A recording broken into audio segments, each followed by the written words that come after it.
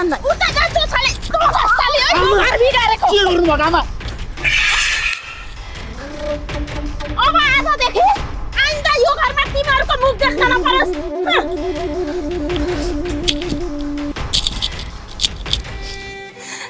जाम्बाउजू भित्र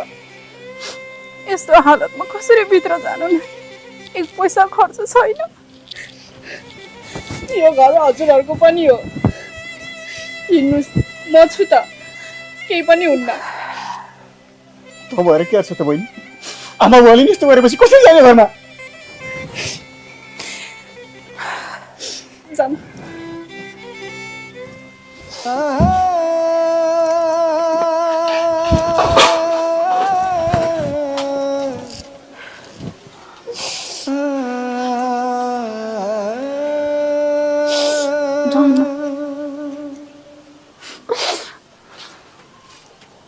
मिनु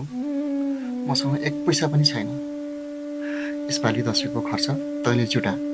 खर्च नभयो भने त घरबाट निस्केर जा भनेर आमाले भन्नुभएको छ के गर्ने होला कसरी खर्च जुटाउने होला फेरि तिम्रो दबाई पनि सक्न लागेको छ मसँग त दबाई किन्ने पैसा पनि छैन गाउँभरि त्यत्रो ऋण लिएको छ ऋण पनि कसरी तिर्ने होला तिमी बिरामी भएदेखि काममा पनि गएको छैन पैसा आउने बाटो पनि कतै छैन गाउँभरि ऋण छ दसैँ पनि आयो सबैलाई खर्च चाहिने होला भयभरका साउहरू पैसा माग्न आउलान् घरमा दुई छाक खाना दिन पनि वचन लाएर मात्रै दिन्छन्